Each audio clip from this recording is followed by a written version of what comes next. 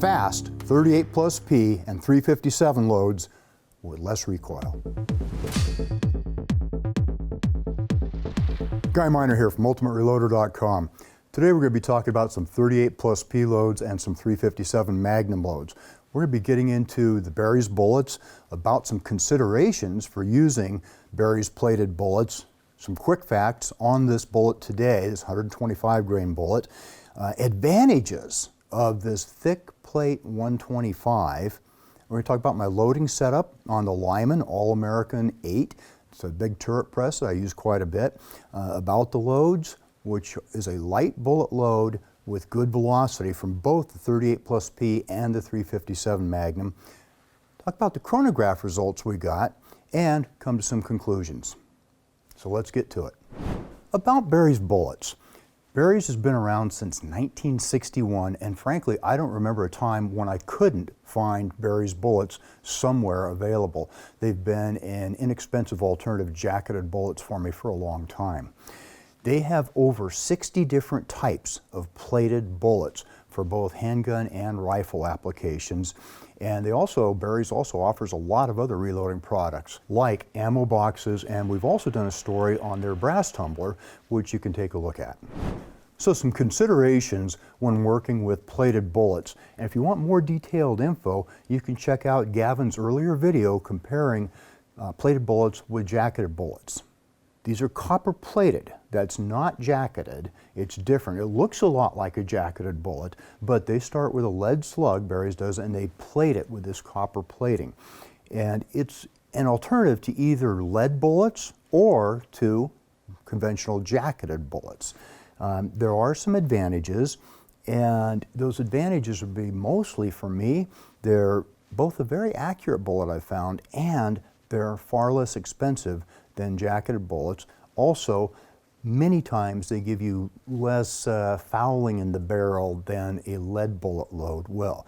Now, I've also had some really good lead bullet loads, so that's not messing around with lead bullets there at all, not disparaging them at all, but the Berry's do offer a clean burning alternative. There are some velocity limits. Now, a lot of the Berry's are labeled as being okay for 1,200, 1,250 feet per second. That's their standard plate. The thick plate versions are up to 1,500 feet per second, and that is noted on the boxes of Berry bullets. Also, you can take a look at their website and it'll explain what those are. And the velocity limit keeps from stripping the copper plating off and welding it on the inside of your barrel, making a big mess. Load data, you can use load data for either lead bullets or jacketed bullets with the Berry's. Just remember, always start low and work up. Be nice and safe that way. Crimping is another consideration. You do not want to apply too heavy a crimp. There's a temptation to do so, especially with a revolver. Put that big aggressive roll crimp on there. Probably want to avoid that on the Berry's so you don't break the plating, and then you're going to have a bullet that doesn't work well going down the barrel of your firearm. Okay, some quick facts about the Berry's 125 thick-plated 38 and 357 bullet. 125 grains, fairly light on the scale for both 38s and 357s, and that's got a good attribute of reducing recoil a bit. You're throwing less bullet downrange, your gun recoils a little less. Diameter, like most of these, is a 0.357 inch, as it should be, and really the twist rate doesn't matter a whole lot on your handgun because the 357 and 38 handguns are going to take all these different bullets that are marketed for them. That's not a big thing like it is if you're talking a long-range rifle and you don't know if you've got enough twist rate for some long-range projectile. So let's get on with it. So advantages of using the Berry's 125 grain flat nose or flat pointed bullet in the thick plate are, it is a cost-effective bullet. You can afford to buy a lot of these and practice with them. Practice is what it takes for me to get and remain good with a handgun. I have to do a lot of repetitions, and this kind of a bullet, this kind of product helps me do that. Very cost effective. The fouling I found is reduced. I've used some lead bullets that I don't know if they were too soft, too hard, the wrong size. It took me a lot of scrubbing to get that lead out of the barrel of my revolver. Not all lead bullets, but I've had problems with some. There's a reduced exposure to lead. These bullets are the lead is totally encapsulated. It's plated all the way around. There's no exposed lead, and that's kind of nice. Lead exposure is a real thing, and it can cause health problems that you want to avoid, no doubt about that. The thick plate on these Berry's bullets allows them to be pushed harder and faster than you can with the standard plating. The standard plating, you got to limit your velocity quite a bit more. These are good to go up to 1,500 feet per second before Berry says you better stop there, not go any faster, or you might start stripping some of that copper plating off and having it wind up on the inside of your barrel, which is not good. So I loaded this all up at home on my home bench, and I used one of my favorite presses. That is that big Lyman turret press. That thing is great, very heavy duty, and just a pleasure to use, not a problem at all. I used a carbide RCBS 3-die set, and I added a 4th die to that. I added another crimp die that I've had for forever. It too is RCBS, and it puts on a nice roll crimp. I find that I get a better crimp if I seat the bullet in one step and then crimp it in the other. You can combine the two. I like to do it in 2 separate steps. I used my Lyman powder measure and my beam scale, also from Lyman, to check my loads, and it was consistent, it was easy, no problem whatsoever, and I seated all my primers with the Frankfurt Arsenal Perfect Seat Hand Primer. That thing is a real jewel to use. It's very much a favorite of mine. I like using that for many different cartridges when I'm hand loading. Okay, so let's talk about my 38 plus P load and my 357 load. Both of these I look at as practice loads. This is not a bullet I'd want to take hunting, and this is not a bullet that I would want to rely on for self-defense, but it's a great range bullet. It's going to get you that range time for the practice and lots of repetitions. 38 plus P. I went with plus P rather than the real mild 38 special loads because I know a lot of people like to carry 38 plus Ps as their self-defense cartridge, even if they've got a 357 Magnum revolver. The lower recoil of the plus P compared to a 357 makes the gun easier to control. You can do your rapid fire better, recover faster in between shots and all that. So I went with plus P to bump it up over normal 38 specials and have a useful load, but also under what you'd expect from a 357 Magnum in terms of recoil. So the plus P, I loaded in some 38 mixed brass that I had. I used the standard CCI small pistol primer, and I went with a powder that I hadn't used much before. 5 grains of tight group. Now, and it's interesting, the manuals, some of them stop at 4.9, some of them go to 5, and make sure you're using the plus P loads on that only in a revolver that is intended for plus P loads. So what's plus P? That means it's loaded to higher pressure. And loads like this have been around since the 30s when they're looking for more than the standard 38 offered. They're still useful today. There's a big popularity of the small 5 and 6 shot compact revolvers are very handy for carrying concealed and self-defense, that kind of thing. So the plus P is still a very applicable load with a lot of usefulness. And of course, we're talking about the 125 grain Berry's flat point thick plate bullet on that. For the 357, I used some Remington Peters brass that I had. I had Winchester small pistol Magnum primers for that. Now, why the switch to the Magnum primers? A, because the book said that's what they used. So I went with the small pistol Magnum primers for the Magnum load, which is 7.5 grains as opposed to the 5 grain 38 special plus P load. So 7.5 grains of tight group, and again, that 125 grain Berry's bullet.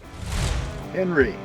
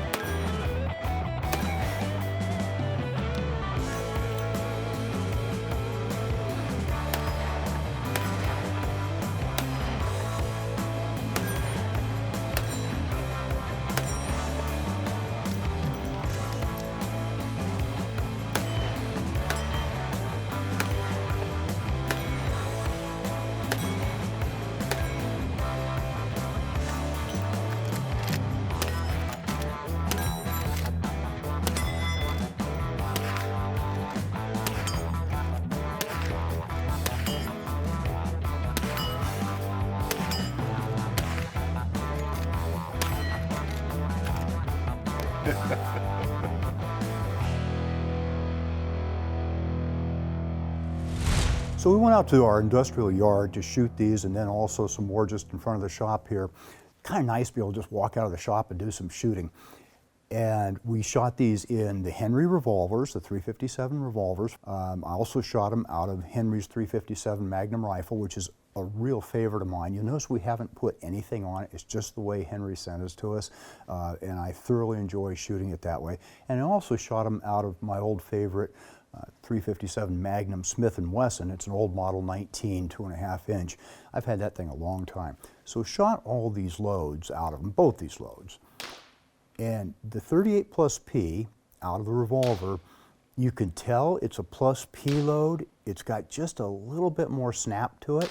It feels good, honestly. The big 4-inch Henry handled it just fine. That's actually a fairly weighty revolver, and the recoil from the 38 plus P was nothing at all, no problem whatsoever.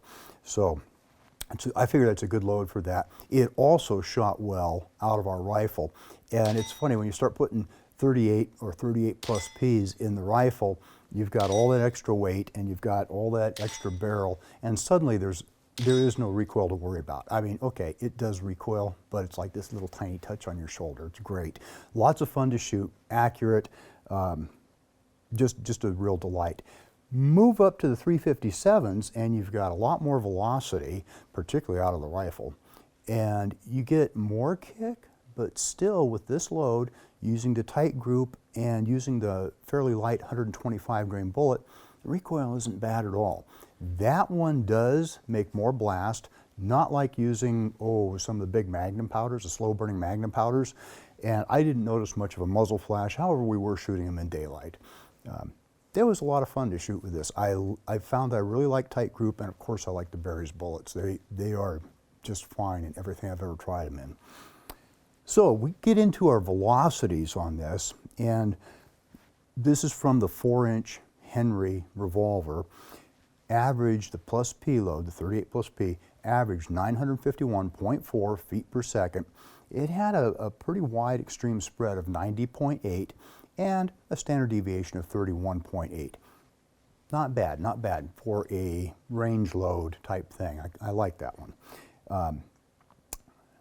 Loaded up the 357s in the same revolver, 1187.4 feet per second, so a big boost in velocity. The extreme spread stayed pretty wide out there at 83.2, and our SD got a little bit tighter at 29.6. Not a huge change there in the revolvers on the extreme spread and the SD, but a big bump in your speed. So at 1187, almost 1200 feet per second. If we had a little longer barreled revolver, we'd be up over 1200, I'm sure. And from a shorter barreled revolver like I usually carry, it's going to drop some, maybe be down around 1000 feet per second or so. Still a very useful velocity.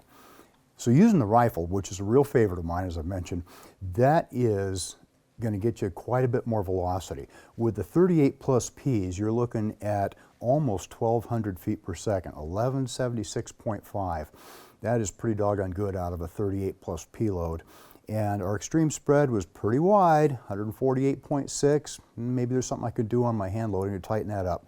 52.6 SD. Again, not numbers I'm proud of, but they worked and you really couldn't feel them. They shot on target just fine at modest range.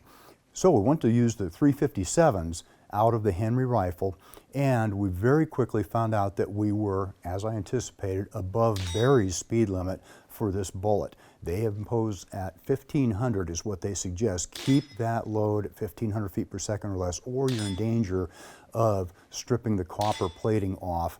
We run into a danger of the bullet not performing correctly. So our first few shots, we took 5 with the rifle over the chronograph, and we're at 1589, so we're obviously speeding. Time to give me a ticket, sorry about that. Went real fast out there, 1589 feet per second, and that's moving right along. Very useful, but a little too hot.